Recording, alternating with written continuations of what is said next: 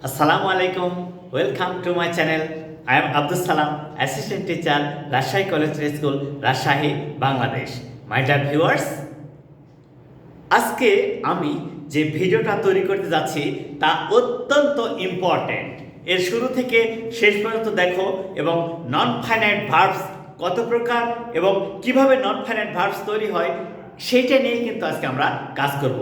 আশা করি তোমরা non finite ভার্বসের কোনো সমস্যা থাকবে না, নিশ্চয় তোমরা বুঝতে পারছো। আচ্ছা, নন ফাইনাইট ভার্বস কি? শুরুতে একটা উদাহরণ দেখো। She went there to meet. She went there to meet her mother. She went there to meet her mother. To meet. আচ্ছা, আরেকটা সেন্টেন্স দেখো। I saw him walking on the way. Walking. She came here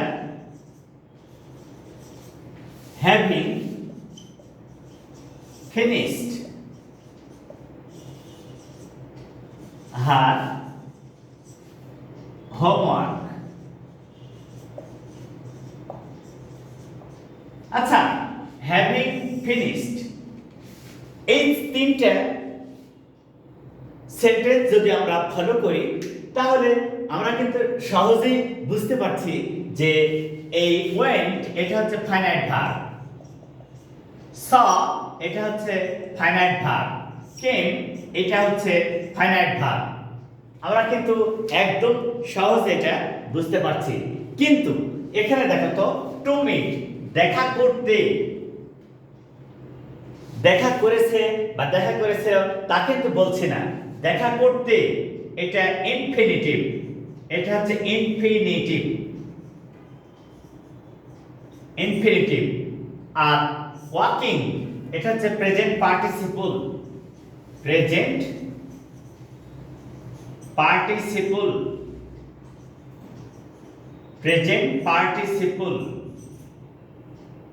আর এইটা হচ্ছে perfect participle, perfect participle.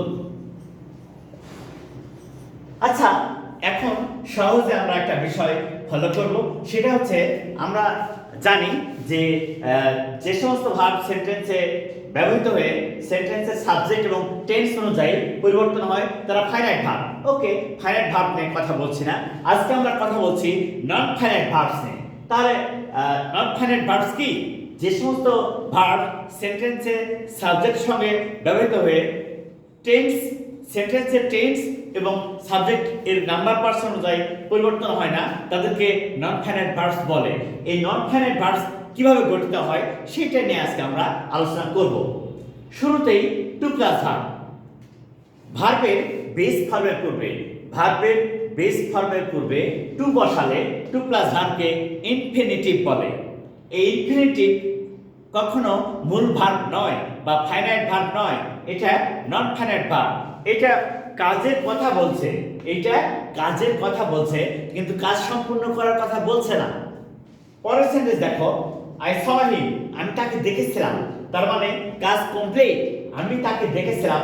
What, what was the condition? Walking on the way, তাকে রাস্তায় হাঁটা অবস্থায় দেখেছিলাম। That indicates the going on action, the moment of action, that indicates the condition of that person, that she or he was walking on the way. I saw her or him on that condition.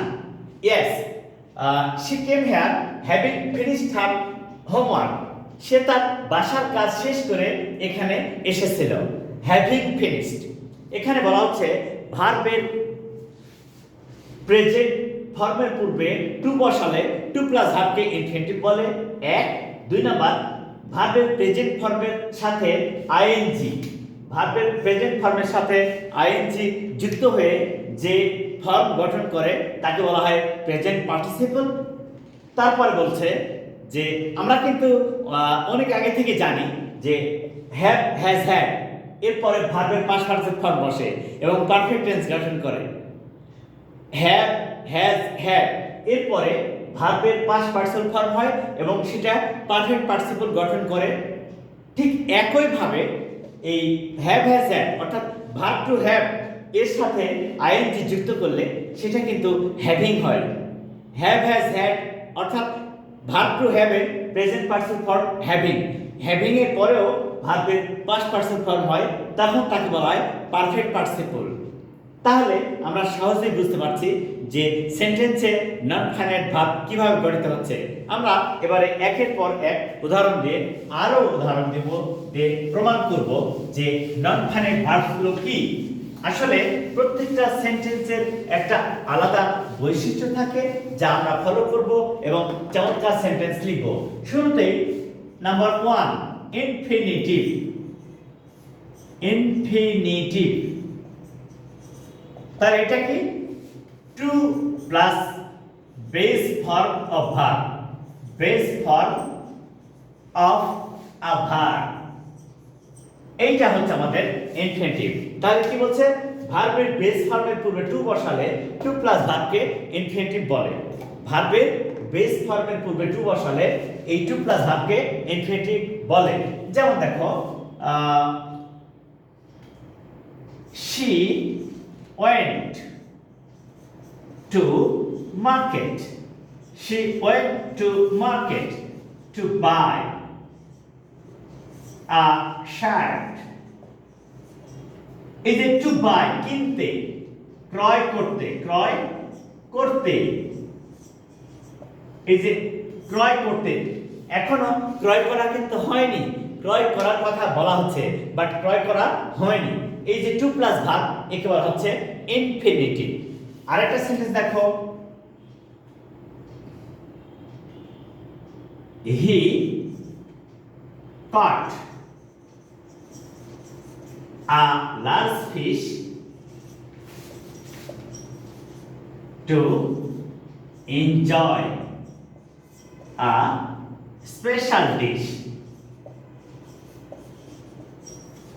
আচ্ছা, to enjoy মজা করে খাওয়ার জন্য।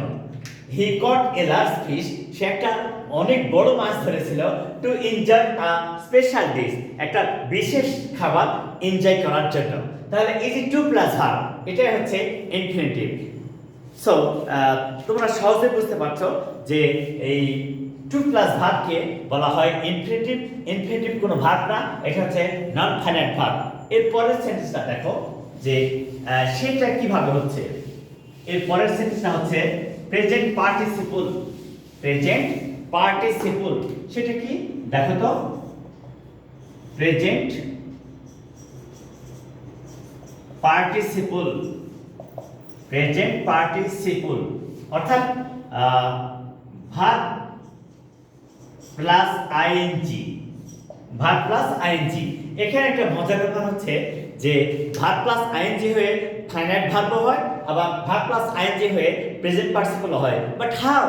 দেখো I was reading a novel. I was reading a novel, এটা হচ্ছে auxiliary verb, এটা principal verb বা ফাইনাইট ভার্ব। কিন্তু এরকম যদি বলো I saw him reading a novel, আমি তাকে একটা উপন্যাস পড়তে দেখলাম। এখানে দেখো subject, finite verb, object, non finite verb. অর্থাৎ এইটা হচ্ছে প্রেজেন্ট পার্টিসিপল। কেন? ভার্বের বেস ফর্মের সাথে আইএনজি যুক্ত করে যদি তা ভার্ব এবং অ্যাডজেক্টিভের গুণাবলী প্রকাশ করে, কি করবে? ভার্ব এবং অ্যাডজেক্টিভের গুণাবলী প্রকাশ করে, তখন তাকে আমরা বলবো present participle, not verb or gerund or finite verb, এগুলি বলবো না। তাহলে আমরা কি শিখলাম? ভার্বের প্রেজেন্ট ফর্মের সাথে আইএনজি যুক্ত হয়ে যদি তা ভার্ব এবং অ্যাডজেক্টিভের গুণাবলী বিশিষ্ট হয় তখন তাকে আমরা বলবো প্রেজেন্ট পার্টিসিপল। তাহলে আশা করি তোমাদের এখানে এই প্রেজেন্ট পার্টিসিপল নিয়ে আর কোনো সমস্যা নেই। এবারে চলে আসো পারফেক্ট পার্টিসিপল কি। পারফেক্ট পার্টিসিপল কি?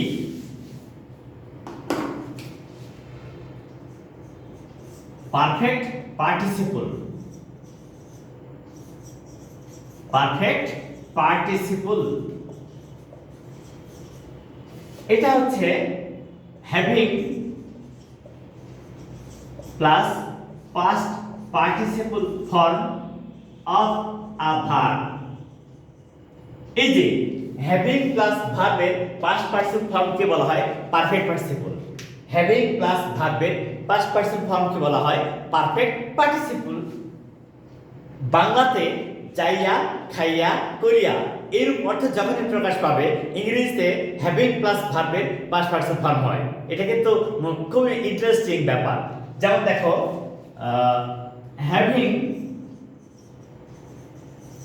Finished, having finished my homework, I went out. দেখো তো, having finished my homework, আমার বাসার কাজ শেষ করিয়া আমি বাইরে গিয়েছিলাম। এই যে having finished এটা হচ্ছে পারফেক্ট পার্টিসিপল। তাহলে আমরা সহজেই বুঝতে পারলাম যে যখনই হ্যাভ হ্যাজ হ্যাড এর প্রেজেন্ট পার্টিসিপল ফর্ম হচ্ছে হ্যাভিং, এই হ্যাভিং এর পরে যখন ভার্বের পাস্ট পার্টিসিপল ফর্ম হচ্ছে তখন তাকে বলা হচ্ছে পারফেক্ট পার্টিসিপল। এটা হচ্ছে পারফেক্ট পার্টিসিপল। তাহলে আশা করি তোমাদের এখানে আর কোনো সমস্যা নেই যে পারফেক্ট পার্টিসিপলটা কি। তাহলে বাংলাতে যখন দেখব যাইয়া, খাইয়া, করিয়া, বাংলাতে কি থাকে?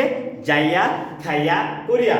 এর অর্থ ইংরেজিতে যখন ট্রান্সলেট করব বা ইংরেজি বলবো তখন হ্যাভিং প্লাস ভার্বের পাস্ট পার্টিসিপল ফর্ম ব্যবহার করব। যেমন আমি বলছি having finished my masters of arts I join to this position. তাহলে সহজেই বোঝা গেল। কেউ বলছে having finished my study I went abroad, পড়ালেখা শেষ করে আমি বাইরে গিয়েছিলাম। তাহলে তোমাদের এখানে আর কোনো সমস্যা থাকার কথা নাই। তাহলে সহজে বুঝতে পারছো যে নন ফাইনাইট ভার্বস কি এবং কেন তোমরা নন ফাইনাইট ভার্বস ব্যবহার করো। আশা করি তোমাদের নন ফাইনাইট ভার্বস নিয়ে আর সমস্যা থাকবে না। So my dear viewers, please follow my video from the beginning to the end and try to learn non-finite verbs nicely. Please share my videos to your friends and tell them to subscribe and share. Assalamu alaikum.